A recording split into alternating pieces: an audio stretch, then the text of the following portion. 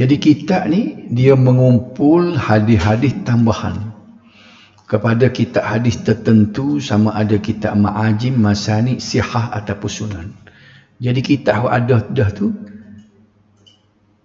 dia masukkan hadis-hadis tambahan, dan hadis tambahan ni lah dipanggil sebagai zawaid. Ia merupakan hadis-hadis tambahan terhadap hadis-hadis yang sedia ada dalam kitab-kitab tertentu seperti Al-Kutubus Sittah. Dalam Sunan Sittah tu ada hadis yang sedia ada. Kemudian kitab Zawaid ni dia masuk hadis lain, hadis tambahan yang ada kaitan dengan hadis yang sedia ada. Dalam Musnad Ahmad pun ada dan lain-lain kitab. Banyak faedah yang diperolehi daripada kitab Az-Zawaid ini.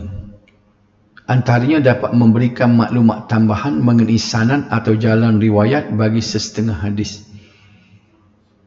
Jadi kita boleh tengok turuk dia, jalan dia. Jalan-jalan hadis tu, bila ada hadis tambahan tu, hadis yang serupa tapi jalan yang berlainan. Inilah dari segi faedahnya apabila masuk dalam bab pengajian sanad.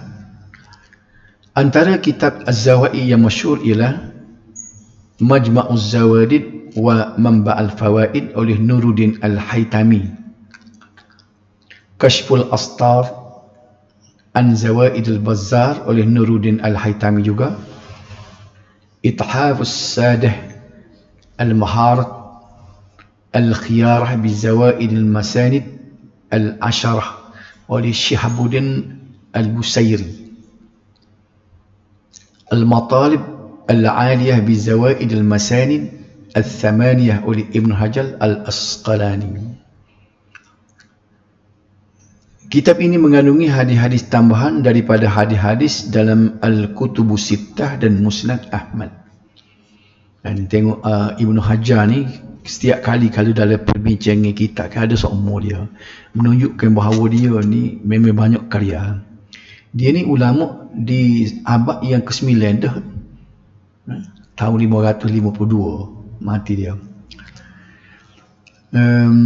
Hadis-hadis tambahan tersebut dipetik daripada 8 buah kitab musnad yang terkenal, iaitu Musnad At-Tayalisi, Musnad Al-Humaidi, Musnad Al-Adani, Musnad Abdul Ibn Humaid, Musnad Musaddad Ibn Musaddad, Musnad Ahmad Ibn Mani', Musnad Ibn Abi Shaybah dan Musnad Al-Haris Ibn Abi Usamah.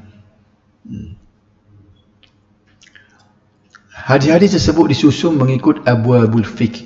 Jadi kalau kita tengok kebanyakan kitab hadis ni dia susun abwab tu, makna bab fiqh, bab fiqh, bagi memudahkan kita nak cari hadis. Dari mana-mana kitab pun, kalau kitab fiqh dia mesti mula dengan babut taharah, bab bersuci. Tidak gitu kan? Kitab Jawi pun lagu tu. Jadi dia tahu dah selera kita ni bila kita nak ngaji fiqh, mula-mula sekali sebelum kita masuk bab solat, kita belajar dulu bab bersuci kan. Jadi dia pun disusun gitu juga. Jadi hadis tu dia susun bab-bab fiqh, mula dengan bersuci, pergi kepada solat, lepas tu pergi straight sampai kepada semua kitab bab-bab fiqh tu dia susun. Jadi dia kumpul hadis tu dikategorikan mengikut bab tertentu. Jadi dengan cara ni mudahlah kita cari. Pada segi nationality ataupun bangsa mengalami ulama hari ini, kebanyakan kepada bangsa tu kita kena tengok dia panggil terjemah biografi dia lah. Biasanya kalau kita boleh tengok dia sandarkan nama dia sendiri tu dengan tepat bangsa dia. Tapi tidak semualah. Misalnya kita kata Al-Bukhari sendiri tu kan, dia orang bangsa Bukhara, orang Rusia. Tidak, Bukhara Rusia dah, benua Rusia. Macam Tirmizi, Turmus, itu nama tempat-tempat dia. Jadi yang kamu ingat ni orang Sunan Sittah tu tidak seorang pun orang Arab. Imam Malik orang Arab, Imam Malik orang Madinah kan. Bukhari, Muslim. Abu Daud, Tirmizi. Abu Daud ni As-Sijistani, nama Sijistan, tapi nama tepat ni dia berubah lah ni. Kan kita kalau tengok dalam peta tak jumpa dah, dia nama berubah. Sebab Parsi tak ada dah lah ni, jadi Iran dah. Apa lagi, Rom tak ada dah, jadi Itali. Ya ke? Betul ke si Rom Itali dah. Jadi nama-nama dia tu kita nama berdasar kepada nama negeri pada masa tu. Abu Daud As-Sijistani, Tirmizi orang Turmus, An-Nasa'i dan Ibnu Majah, semuanya kendene ni bukan orang Arab. Jadi menunjukkan bahawa orang alim ni tidak mesti orang Arab lah. Kalau kita kira lah. Apa dah saya? Bila dia tambah kepada dalam kitab, kita kita katakan, Bukhari kita katakan, kita tambah sebagai syarah kepada hadis dalam Bukhari ataupun dia syarah tu lain. Syarah macam Ibn Hajar, dia syarah Bukhari, dia tak tambah hadis. Nama kitab dia Fathul Bari. Baik, dia Zawaid ni dia masuk hadis lain. Ya dia kira untuk beri nilai tambah. Bila dia tengok dalam bab taharah, katakanlah dah, dalam kitab bersuci tu, misalnya Bukhari telah kumpul hadis-hadis yang berkaitan dengan bersuci. Dia jumpa hadis lain yang berkaitan dengan bersuci juga. Dia masuk dalam tu. Tapi sudah tidak nama Bukhari dah lah, nama kitab dia dah lah. Dan dia nyatakan bahawa dia tambah kepada kitab Al-Bukhari. Betul tak? Ni macam ni kitab Al-Matalibul Aliyah Bizawadil Masanidith Thamaniyah. Tebal lah kitab ni sebab dia masuk hadis berdasar kepada 8 masnad. 8 masnad. Cuba tengok ni contoh dalam kitab dia ni, bahagian yang 22, Bab Takhlil Asabi' wal Lihya. Bab menyelat-nyelat jari dan janggut. Jadi dia bincang, dia tengok dalam tajuk dia ni. Dalam bab bersuci ni maknanya lagu mana, hadis-hadis yang menyatakan sunatnya kita selak jari. Kan kita ambil wuduk kan, sunat sebenarnya kita basuh gini, lepas tu kita wocah-wocah celah jari ni, dia panggil tahlil. Menyelat, bahasa kita ni menyelat lah jari kaki dan jari tangan. So lagi yang boleh selak juga janggut, bagi orang janggut lebak. Supaya kita ni tak ada nak selak dapat kau 2 cik tak siapa kan. Jadi kalau kita tengok, kalau nampak ustaz sini yang duduk tengok ni Ustaz Azhar Idris ke tak? Duduk sini tak? Kalau tidak silap tengok gambar tu tak? Dia tu boleh selak lah. Begitu sebenarnya kalau mengikut zaman Nabi mula, bila dia sebut selak tu maknanya puak-puak ni ke janggut panjang dia. Tapi kita ni jadi berasa pasal nak style lagi, berasa tak sedap tak nampak ke. Tak jumpa lagi orang kita janggut panjang dah. Berbuada nak ambil sunat dia. Okay. Jadi kalau kita tengok sini, ada Abu Bakar Ibn Abi Shaybah. Habislah sikit nak bayaknya. Jadi gini, kita ngaji ni sebenarnya nak kenal nama-nama jenis kita, sebab kita ngaji hadis ni kan. Kita tahu lagu ni karya ulama. Dalam cara lepas pada ni, sebelum kita masuk pada tajuk pengajian sanad pada apa ni, kaedah pengambilan tajuk yang ke seterusnya tu, kita nak lompat pergi ke tajuk selepas pada tu. Kita ngaji hadis maudhu' dulu kan. Lepas tu kita gustaqli lepas pada lebih habis tajuk ni dah. Baik, yang ke-14 pula Kitabul Mustadrakat. Mustadrak ni maknanya kitab tinggal. Apa makna tinggal? Nanti kita tengok sini dah. Jadi ada nak royaknya gini. Inisiatif ulama ni macam-macam cara dia menghasilkan karya.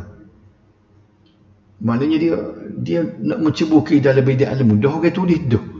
Adalah idea dia ni, dia nak buat guna.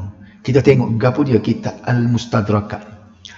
kitab yang mengumpul hadis-hadis yang ditinggalkan oleh mana-mana pengarang kitab tertentu, dan hadis-hadis itu didapati menempati syarat-syarat yang ditetapkan olehnya. Faham tak kan? Begini. Katakanlah Imam Bukhari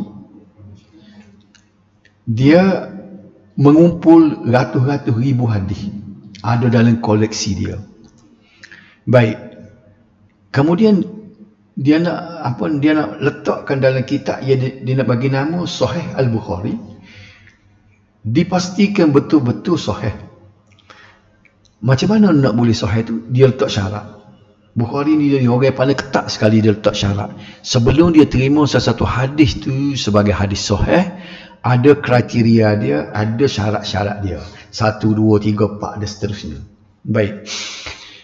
Jadi di antara ratus-ratus ribu hadis tadi, dia guna kaedah syarat-syarat tadi, menyebabkan dia buang habis yang adanya lebih kurang tak sampai 10,000, 9,000, 7,000 gitu. Maknanya 1 per 50, maknanya 50 hak tahu ambil so. Sebab itulah jadi nilai tinggi hadis Bukhari tu, ketatnya dia nak terima sebagai hadis sahih. Tapi dia sebut Bukhari, dia kata mana yang aku pilih hadis ni semuanya sahih, dia kata. Tetapi hak aku tinggal tu, aku tidak kata tidak sahih, dia kata. Mungkin ada yang sahih. Tapi setakat yang dia aku cek, ini yang saja yang sahih. Nampak situ tak? Jadi hak dia tinggal ni, bila Bukhari kata mungkin ada hak aku tinggal ni sahih juga, ada seorang ulama misalnya Al-Hakim Naisaburi nama dia ni, orang Naisabur. Mana Naisabur tak, bukan orang Arab juga ni.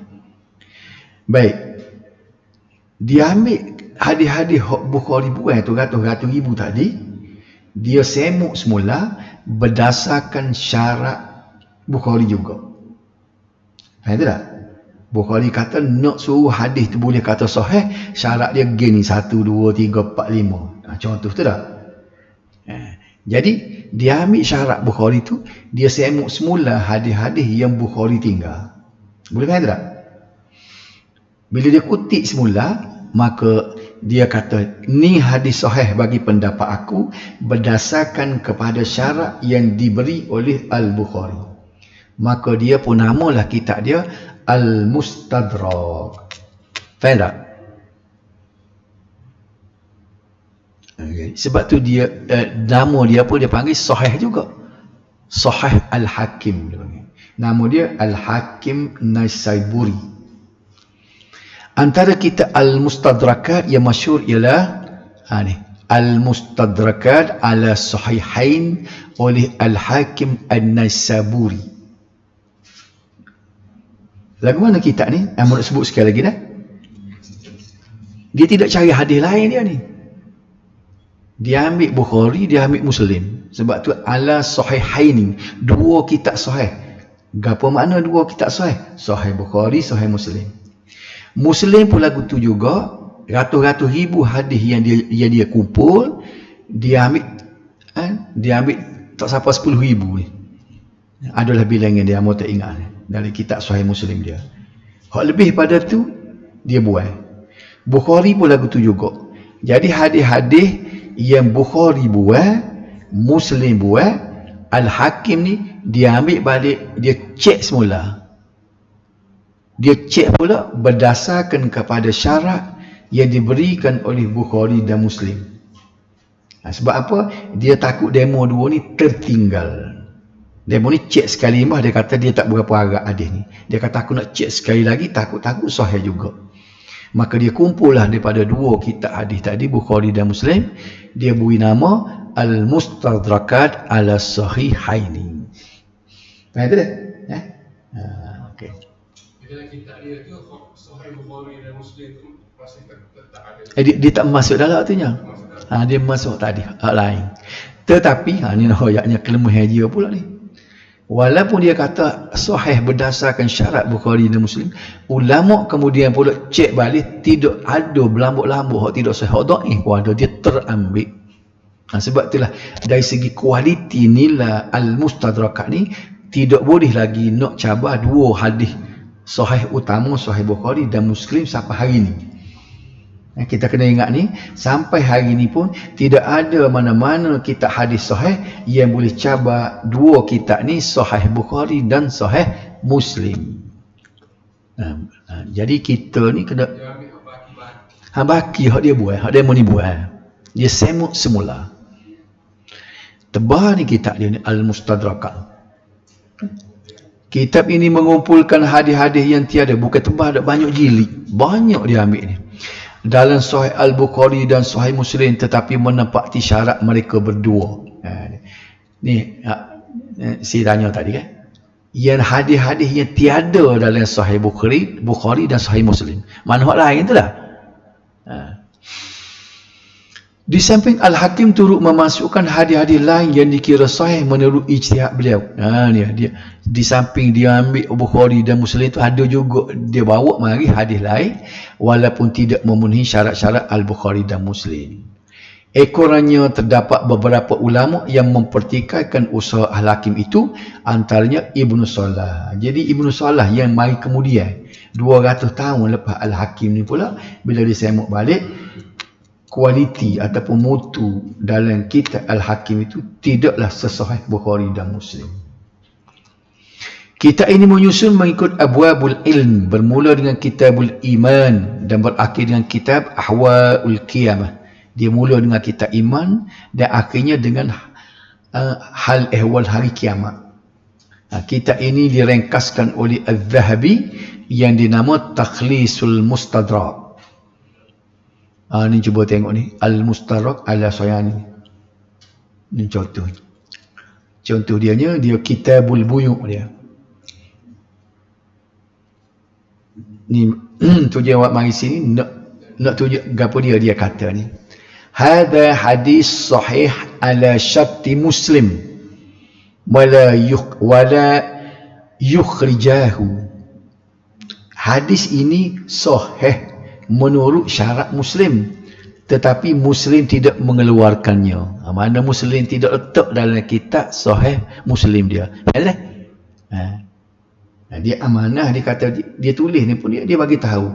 Hadis ni dia kata, apa yang aku masuk dalam ni, dia kata hadis ni yang Muslim tinggal, Muslim tak masuk dalam kitab dia. Tetapi aku kata hadis ni sahih berdasarkan syarat yang Muslim sendiri kata. Ala syarti Muslim. Ya? Okey. Kemudian yang Al-Mustadrakat yang lain ialah Al-Mustadrakat ala Sahihain oleh Abu Dzar Al-Harawi, Al-Ilzaman oleh Ad-Daruqutni.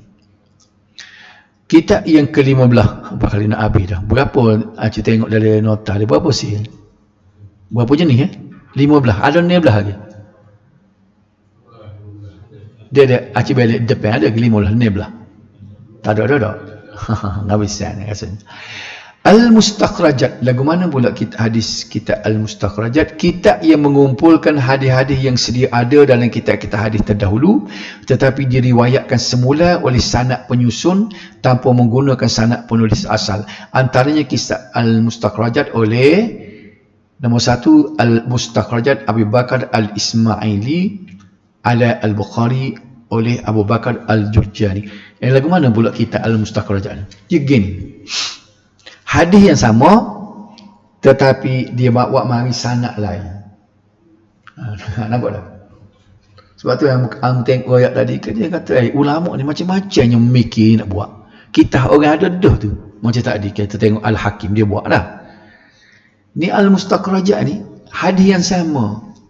Misalnya hadis Muslim. Dalam hadis Muslim misalnya dia sebut At-Tuhur Syatrul Iman. Kesucian adalah cabai iman. Itu hadis Muslim. Dia ambil At-Tuhur Syatrul Iman. Hadis ni dia cari sanad lain. Orang lain riwayat pula. Hak Muslim dia ada sanad dia dah. Daripada dia naik kepada perawi-perawi sampai ke Rasulullah. Baik hadis yang sama, lafaz yang sama, yang diriwayatkan orang lain, dia cari pula sanad lain. Itulah tiga. Kemudian Mustakhrajat Muhammad Ibnu Abil Malik ala Sunan Abi Dawud oleh Abdullah Muhammad Al-Qurtubi. Kemudian yang ke-16 ada selagi dia panggil kitab hadis masyhur.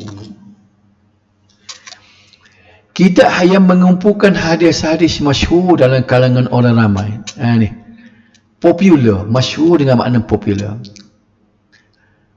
Tapi kena ingat sini ni, masyhur di sini bukannya bermaksud istilah seperti mana yang telah dibincangkan dalam bab 3 di paras 1.3.4 yang lalu.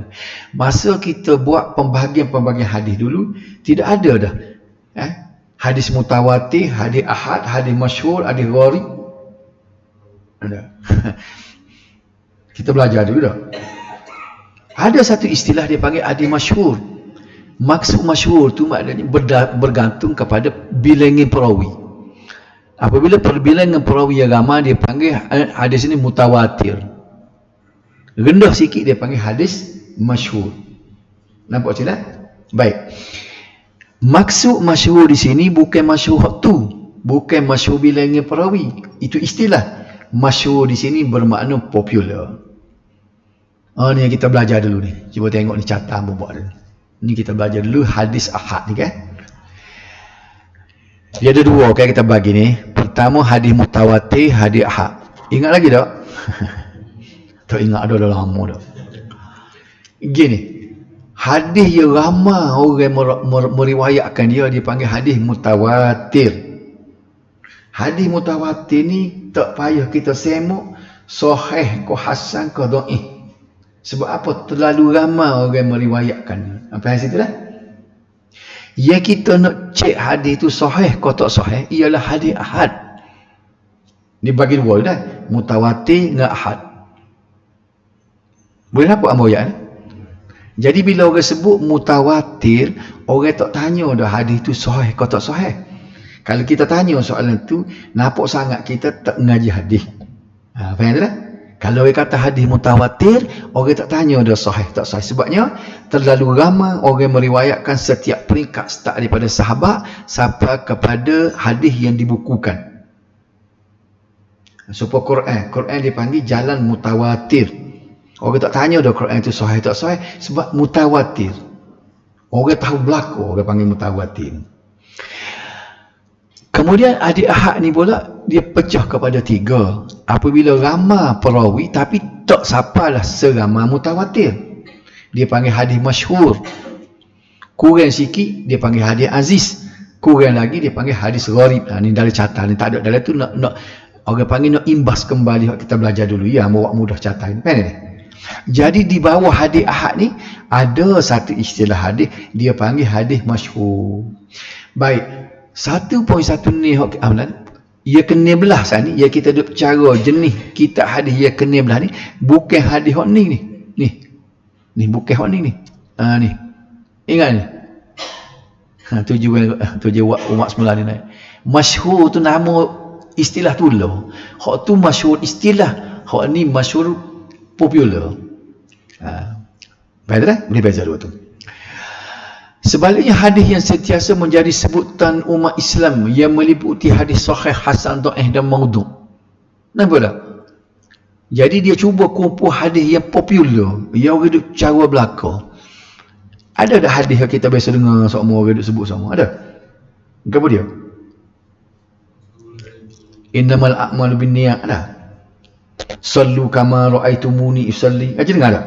Semayalah sebagaimana mu tengok aku semaya. Utlubul ilma walau bising, tutuplah ilmu siapa ke negeri Cina lah. Ya jadi dengar tak? Soal dia sahih tak sahih biar dulu. Nak buatnya hadis orang biasa kita biasa dengar. Ada tak? Jadi kitab hadis masyhur ni ialah dia kumpul sebanyak mana hadis-hadis yang popular yang orang sebut semua. Walaupun dia sahih, walaupun dia hasan, walaupun dia dhaif, walaupun palsu maudhu' pun dia masuk juga. Tapi bila dia masuk hadis maudhu', dia akan royak lah, ni hadis maudhu' ni. Sebab terlepas pada ni, lepas pada tajuk ni, kamu nak lopak, so nak belajar hadis maudhu' selalu. Kita tengok tu dulu, baru kita gustang klik. Baik. Beberapa kitab hadis yang masyhur yang dilahirkan oleh para ulama ialah Tazkiratul fil ahadits al-mushtahirah oleh Abu Abdullah Badruddin Al-Zarkashi, Al-Lari'ul Manthurah fil ahadits al-mashhurah oleh Ibn Hajar Al-Asqalani, Al-Maqasid Al-Hasanah fi bayan kathir min ahadits al-mushtahirah ala al-sinah oleh Muhammad Ibn Abdurrahman As-Sakhawi. Kitab ini dianggap kitab paling masyhur, yang paling lengkap, yang meliputi segenap tajuk abwabuddin atau persoalan agama. As-Sakhawi telah berjaya mengumpulkan 1350 hadis dalam kitab ini yang disusun secara mu'jam, secara abjad. Kemudian Ad-Durad Al-Manthurah fil Ahadits Al-Mushtahirah Ali Jalaluddin As-Sayuti, yani Imam Sayuti. Tamjid At-Tayyib min al-khabith fima yadur ala alsinatin nas min al-hadith oleh Abdul Rahman Ibnu Ad-Daibah Asy-Syaibani, Kashful Khafa wa Manzil oleh Al-Ilbas oleh Ismail Ibnu Muhammad Al-Aljuni Ajluni, Asna al-Matalib fi Ahadits al-Mukhtalaf al-Maratib oleh Muhammad Al-Hud. Okey. Dan akhir sekali ni kitab hadis maudhu' ada juga. Dia kumpul semua hadis-hadis maudhu'. Sebab itulah mudah kita tahu apabila orang baca hadis maudhu', tengok dalam kitab ni, pengarang kitab ni akan royak hadis ni maudhu', hadis ni palsu. Jadi kita nak tahu secara mendalam hadis maudhu' ni, insya-Allah kita bincang dalam tajuk khah dia, hadis maudhu'. Baik. Kitab yang mengumpulkan hadis-hadis maudhu' atau palsu yang meliputi segenap tajuk termasuk akidah, ahkam, akhlak, tarhib dan sebagainya. Banyaklah hadis. Man arafa nafsah faqad arafa rabbah. Siapa dia kena diri dia, maka dia kena Tuhan. Kalau orang mengajar akidah sifat 20 kat, dia start anak kuliah dia waktu ambil selalulah. Dia kata Rasulullah sallallahu alaihi wasallam bersabda, man arafa nafsah faqad arafa rabbah. Padahal tu bukan hadis dah. Jadi kita tahu mari mana bukan hadisnya dari kitab ni royak. Ni. Kita tengok dah. Selain penjelasan tentang status hadis, penjelasan juga diberi tentang pereka atau penciptanya. Pengetahuan tentang hadis palsu penting bagi mengelakkan umat Islam terjebak dalam fahaman yang silap mengenai Islam. Sebab itulah Amun nak pergi ke tajuk tu supaya kita ni menjadi sebagai satu nilai kepada kita, supaya kita berhati-hati, sebab dia termasuk dalam dosa besar, kabair, menyebar hadis palsu masuk dosa besar. Jadi tak ada pasal kita ni kaki masjid dia buat dosa, judi, curi, minum arak, kita tak buat ada dosa besar tak. Tiba-tiba dosa besar hadis palsu, tak ada pasal-pasal. Oleh itu ramai kalangan ulama yang menyusun kitab-kitab berkaitan hadis palsu. Antara yang tengok ni Tazkiratul Mawdu'ah oleh Ibnu Tahir Al-Maqdisi. Dalam kitab ni lah ada kitab dia. Kita tengok kitab dia, dia akan sebut ini hadis palsu. Dia sebut pula sebab apa palsu, perawi mana yang menyebab dia palsu tu. Al-Mawdu'at oleh Ibnu Jauzi. Tapi kitab ni dianggap kitab mawdu' yang paling lengkap dan yang terawal dihasilkan. Ia disusun mengikut Abwabul Fiqh As-Salihiyah tu. Selain penjelasan mengenai status hadis, penjelasan juga diberi mengenai perekanya. Cuba tengok ni Al-Mawdu'ah. Ada 4 jilid Ibnu Jauzi buat. Cuba ni yang ambil seduk daripada kitab dia. Ni contoh dah. Dia bawa satu hadis. Hadisnya bunyi ni, nanti ambil garis ni. Panjang dia. Ni. Ana wa Fatimah wa Ali. Biasanya ni hadis Syiah dia bawa ni. Ana Fatimah wa Ali wal Hasan wal Husain fi khaziratul Quds fi qubbah baydar sakfuha arsyir rahman. Ini seolah-olah Nabi bersabda lagi ni. Nabi kata aku, Fatimah, Ali, Hasan, Husain duduk di satu gapo di ban rumah suci, pada kubah putih, ataknya ialah arasy Tuhan.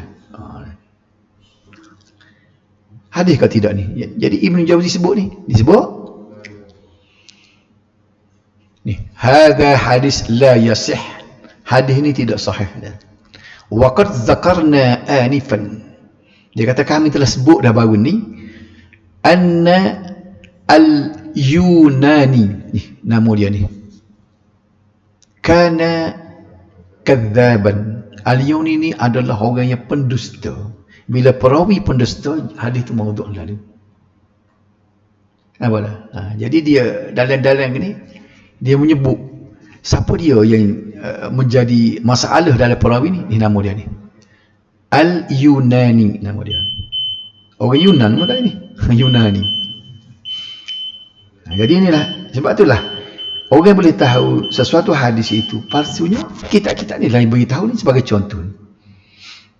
Banyak tersebar kalau kita tengok dah.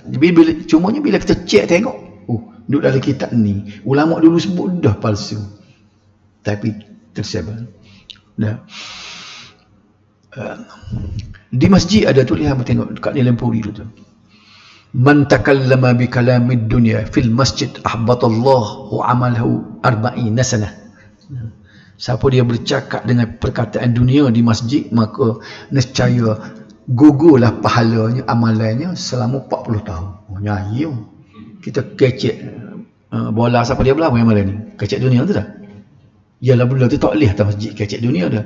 Tapi taklah sampai 40 tahun nyanyi kita semaya 40 tahun. Luruh dia kata amalan. Ya, tadi palsu dah. Tapi dia tulis dengan kok comel di masjid lah. Baik, namun oleh sebab Al-Jauzi dikategorikan sebagai ulama yang terlalu mudah menghukum sesebuah hadis, sehingga ada hadis Al-Bukhari Muslim juga dihukum maudhu'. Dia ni orang dia panggil syadid, dia ekstrim sangat. Orang komplain dia tak boleh pakai juga dia ni. Cara kau palsu semacam hadis ni. Hak sahih pun dia kata palsu. Maka kitab beliau ini menjadi sasaran kritikan ulama. Ya, Ibnu Jauzi tadi. Hak lain okey. Al-Mawdu'an oleh As-Saghani okey ada. Boleh buat rujukan ni. Al-La'ali al-Masnu'ah fil Ahadits al-Mawdu'ah Jalaluddin As-Suyuti. Ini Suyuti kita ni. Al-Mazhab Syafi'i kita ni. Tanzih Syariah al-Marfu'ah an al-Akhbar al-Syani'ah al-Mawdu'ah oleh Ibnu Iraq Al-Kinani. Tazkiratul Mawdu'ah oleh Muhammad Ibn Tahir Al-Maqdisi. Al-Asrar Al-Marfu'ah fil Ahadits Al-Mawdu'ah oleh Ali Al-Qari Al-Harami. Ni hak dua ni lah. Hak ambo suka duk rujuk sama ni. Tika duk buat tisi dulu. Al-Fawaidul Majmu'ah fil Ahadits Al-Mawdu'ah oleh Asy-Syaukani dan Silsilatul Hadis Ad-Dha'ifah wal Mawdu'ah oleh Nasruddin Al-Albani. Ni ulama ni baru mati baru ni. Ulama hadis yang mutaakhir. Kita takrish, kita berarti lapis tengok dah. Bunyi sal. Kitab ini menyatakan sumber asal sesebuah hadis. Ia berfungsi sebagai pemudah cara bagi mencari sumber asal hadis. Itulah dia dibuat satu kitab tu, kitab takrish ini untuk memudah kita cari hadis. Di samping itu ia menjelaskan kedudukan dan status hadis. Kitab takrish hanya muncul zaman mutaakhir berdasarkan keperluan semasa. Trend ulama mutaakhirin kebanyakannya menyusun kitab-kitab hadis dengan mengabaikan sanad. Ini menyebabkan sukar untuk mengetahui status hadis tersebut kerana kesahihan sesuatu hadis adalah bergantung kepada sanad dan matanya. Jadi dibuat satu kitab takrish ini, bila ada satu hadis dia kira hadis ni kalau nak cari duduk mana. Antara kitab takrish yang masyhur ialah sebagaimana Nasbur Raih Al-Hadis Al-Hidayah oleh Jamaluddin Az-Zailai, Al-Mughni an Haml Al-Asfar fi takrish ma fi Al-Ihyad oleh Al-Iraqi, Al-Takhlis Al-Habir fi takrish Ahadits Al-Hiyah oleh Ibn Hajar Al-Asqalani. Ini saja contoh dah. Takhlis Al-Habir ni kan, ni kitab takhlis ni. Ini contoh. Apa dia yang menjadi kepentingan untuk kita? Misalnya hadis ni huwa tuhur ma'u al-halu maitatuhu. Kalau kita tengok dalam Ibn Hajar Al-Asqalani, dia tidak sebut. Dia sebut hanya, dia kata hadis ni riwayat Bukhari Muslim kan. Tapi kitab ni dia akan nyatakan di sini, dia akan sebut macam mana. Imam Ahmad nombor dia 17. Tengok bawah 17-nya. Di sini. Musnad Imam Ahmad jilid 3 hadis yang 373. Mudah dah. Ni orang kitab takrij. Kalau kita kira kat macam indeks lah dah. Untuk memudahkan pembaca. Dia tu kumpul benda ni. Dan disebut juga dalam Abu Daud, dalam Sahih Ibn Hibban, semuanya ada. Ini ayat contoh saja. Jadi apabila kita jumpa hadis dalam kitab-kitab hadis, wattuhun ma'u alihlu maitutuhu, jadi kita ni memberitahu bahawa hadis ini ada dalam Musnad Imam Ahmad, jilid yang keberapa, hadis yang keberapa. Boleh tak? Okey, dan Ibnu Majah, Ibnu Hibban, Daruqutni disebut semua sini. Itulah beberapa lagi. 5 minit lagi nak sebut ni pengkelasan habis dah tu. Baik. Dalam banyak-banyak karya-karya hadis, sekarang kita nak letak kategori pula. Nak letak orang panggil hierarki ataupun martabat dia. Sebab kitab hadis ni tidak sama. Mana yang bermutu tinggi, mana yang lebih sahih, mana yang kurang. Apa tujuan? Sebab apa kita nak beri keyakinan kepada orang apabila kita melontarkan sesuatu hadis. Baik. Sebab itulah dari segi disiplin kita meriwayatkan satu hadis. Kalau hadis itu ada dalam Bukhari dan hadis itu juga ada dalam Sunan Ibnu Majah. Kita tahu dua-dua ni ada belakang. Kita kena royak kat orang ada dalam Sahih Bukhari. Betul tak? Sebab apa? Bukhari tu keyakinan yang lebih tinggi daripada Ibnu Majah. Bila orang dengar hadis ni, rawahul Bukhari, oh, dia tak pertikah. Tapi kalau kita kata diriwayat oleh Ibnu Majah, nanti dulu, nampak tak? Sedangkan hadis tu hadis yang sama. Jadi di segi orang panggil disiplin, kaedah dia bila kita nak baca hadis, nak bagi tahu riwayat kepada orang, kita kena royak riwayat yang paling tinggi sekali martabatnya. Baik, bila nak tahu martabat ni lah, kita nak tengok kedudukan kitab-kitab hadis ni. Jadi pengkelasan ni dia boleh buat membuat pilihan yang terbaik dalam memelihara ketulinan hadis. Pengkelasan tersebut adalah berdasarkan kepada dua aspek utama. Pertamanya dari aspek kualiti hadis, yang kedua dari segi populariti hadis itu. Baik, karya yang mengandungi hadis yang paling sahih dianggap karya yang paling tinggi kedudukannya. Begitu juga dengan aspek populariti, apabila sebuah karya itu mengandungi hadis-hadis yang popular, tentulah ia lebih mendapat perhatian. Siapa dia yang susun sebenarnya? Ini kejadian dah ni berlaku. Yang mengkategorikan hadis tidak berlaku pada zaman-zaman imam dulu. Seorang ulama hadis mutaakhir, Syekh Waliullah Ad-Dahlawi. Kalau semua orang pelajar-pelajar yang belajar hadis secara bersanad, kalau pergi pada dunia India, Pakistan India kan, dia akan sapa kepada sanad dia Syekh Waliullah Ad-Dahlawi. Tok Khurasan kita pun sanad pengajian hadis dia sapa kepada Syekh Waliullah Ad-Dahlawi. Dan almarhum Tok Guru bekas Tok Guru Mufti Besar kita dulu pun, ambo pergi cuba tengok sanad pengajian hadis dia, disebut nama Anwar Shah Kashmiri apa semua kan, naik sampai kepada Syekh Waliullah Ad-Dahlawi. Jadi kalau orang mengaji hadis tu, bila disebut sanad pengajian sampai kepada Syekh Waliullah Ad-Dahlawi, orang pakai berhenti sekat tu. Lepas pada Syekh Waliullah tu, dia nak sapa kepada Rasulullah tu, tak payah dah. Sebab dia ni sudah sebagai ulama yang telah diyakini. Baiklah. Jadi dua sini kan, dua orang ulama, kalau di tanah Arab dia panggil Zaini Dahlan, Syekh Zaini Dahlan. Kalau di tanah India ni panggil apa tu? India Pakistan ni ialah Syekh Waliullah Ad-Dahlawi kan. Okey. Dialah yang menyusun kitab-kitab disebut sebagai tabaqat. Tabaqat ni macam hierarki. Tingkat-tingkat dia. Tabaqat pertama ialah sebab tu kata dia nilai tinggi ni. Sahih Bukhari, Sahih Muslim, Muwatta' Malik. Tapi kerana Muwatta' Malik ni dia bercampur dengan karya lain. Hadis tu ada celah-celah. Dia tidak kitab hadis dia. Macam fatwa dia, tapi dia masukkan hadis. Tapi hadisnya bermutu tinggi. Jadi Syekh Waliullah telah meletakkan tabaqat ataupun yang paling tinggi sekali ialah Sahih Bukhari, Sahih Muslim, Muwatta' Malik. Kedua-dua Sahih Al-Bukhari dan Sahih Muslim diiktiraf oleh seluruh ulama sebagai kitab yang paling sahih selepas Al-Quran. Jadi kita kena tahulah malam ni. Kalau orang tanya kitab hadis yang paling mana paling tinggi sekali, Sahih Bukhari, Sahih Muslim. Sementara Imam Asy-Syafi'i pula berpendapat bahawa Muwatta' Malik adalah kitab yang paling sahih selepas Al-Quran. Ini Imam Syafi'i sebab dia Muwatta' Imam Malik, sebab tu guru dia Imam Malik ni. Pengiktirafan yang dibuat oleh Imam Syafi'i adalah sebelum kemunculan Sahih Al-Bukhari dan Sahih Muslim. Para ulama kemudian menserasikan kedua-dua pandangan tersebut dengan meletakkan Muwatta' Malik di tempat ketiga selepas kedua-dua Sahih Al-Bukhari dan Muslim. Jadi kalau kita tengok ni buat sini ni, tabaqah pertama ni duduk gini, walaupun sama-sama nombor 1 tapi ada nombor juga. Walaupun duduk dalam kategori pertama, nombor 1 yang paling tinggi sekali Sahih Bukhari, nombor 2 Muslim, nombor 3 Muwatta' Imam Malik.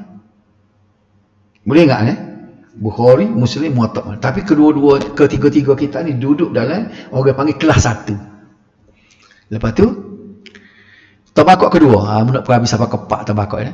Sunan Abu Daud, Sunan At-Tirmizi, Sunan An-Nasa'i, Sunan Ibnu Majah, Musnad Ahmad dan lain-lain. Kitab-kitab dalam tabaqah ini selain daripada mengandungi hadis sahih, ia juga mengandungi hadis hasan dan dhaif, tetapi jumlahnya agak kecil. Sebab tu dia jadi duduk kelas nombor 2. Sebab kitab hadis dia ada juga dhaif, tapi tak banyak, kan? Baik. Ni kalau tengok tabaqah kedua, kita buat lagu ni. Ni kedudukan dia. Ia tinggi sekali Sunan Abu Daud. Tengok di TV tak ada tu. Yang kedua Sunan At-Tirmizi, nombor 3 Sunan An-Nasa'i, nombor 4 Sunan Ibnu Majah, kemudian Musnad Ahmad, Sunan Ad-Darimi, dan lain-lain lagi lah. Itu tabaqah yang kedua dah. Tabaqah yang 3 ialah sahih ada, hasan ada, tapi dhaif pun ada, tapi banyak. Macam tabaqah nombor 2 tadi ada hadis dhaif pun sikit. Dia ni hadis dhaif jadi banyak. Baiklah. Tu beza dia. Kitab mana ni? Oleh itu ia tidak menjadi rujukan utama umat Islam kecuali mereka yang betul-betul mahir dalam bidang hadis untuk membezakan antara hadis sahih dan sebaliknya. Antara karya yang diklasifikasi dalam tabaqah Musannaf Abdul Razzaq, Musannaf Abu Ya'la Al-Mausili, Musnad Abu Daud At-Tayalisi, Musnad Al-Humaidi, Mu'jam At-Tabarani, Sunan Baihaqi. Sebab tu kalau kita tengok sini tabaqah ketiga ni, Musannaf Abdul Razzaq, Abu Daud At-Tayalisi, Musnad Al-Humaidi, Mu'jam At-Tabarani, Baihaqi, At-Tahawi. Sebab tu kalau kita tengok hadis kan, diriwayatkan oleh At-Tabarani, diriwayatkan oleh Darqutni, Baihaqi. Kena ingat tu hadis kelas 3 Hadis kelas 3 ni. Boleh? Baik, sepitah lari cuba ingat gini. Kalau orang sebut Bukhari, Muslim, itu kelas 1. Tirmizi, Abu Daud, An-Nasa'i, Ibnu Majah, itu kelas 2. Musnad Ahmad nombor 2. Tapi kita akan dengar juga dalam TV sebut riwayat At-Tabarani, Al-Baihaqi, Darqutni, nombor 3. Gapo makna nombor 3? Hadis dia kena cek molek sebab banyak hadis dhaif dalam kitab dia. Takut-takut tersalah dhaif. Macam Bukhari, Muslim tak payah cek sahih belakang. Baik. Tabaqah keempat ni hak tak terpakai sekali. Kitab ia bukan sahaja mengandungi hadis dhaif tapi hadis maudhu'. Hak palsu pada. Ni masuk palsu. Kebiasaannya kitab-kitab jenis ini dihasilkan oleh ulama mutaakhirin yang banyak memetik hadis daripada golongan tasawuf, penglipu lara dan ahli sejarah. Dia reka hadis itu kerana dan dalam ilmu tasawuf memang banyak semua hadis-hadis palsu. Mereka bukan sahaja tidak bersifat adil dan dhabit dan thiqah, malah mereka merupakan golongan yang bergelumang dengan perkara bid'ah, khurafat dan mengikut hawa nafsu. Antara kitab yang boleh dikategorikan dalam tabaqah ini ia dihasilkan oleh Al-Mardawai. Hangpa pernah tengok dalam TV. Bila dia sebut hadis kan, riwayat Al-Mardawai dia sebut. Ibnu Mardawai dia. Banyak palsu. Abu Shaykh, Ibnu Hayyan, Ibnu Shahin. Ni pengarang-pengarang kitab yang suka mereka hadis palsu. Okey. Jadi tabaqah keempat ni kesimpulannya ni yang sebut berapa ni Ibnu Mardawai, Abu Shaykh, Ibnu Hayyan, Ibnu Shahin.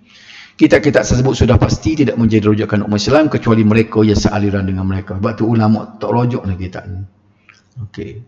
Selain penjelasan hadis-hadis, Ad-Dahlawi juga mengkelaskan kedudukan kitab-kitab berikut bagi setiap tabaqah seperti berikut. Buat sekat tu dah.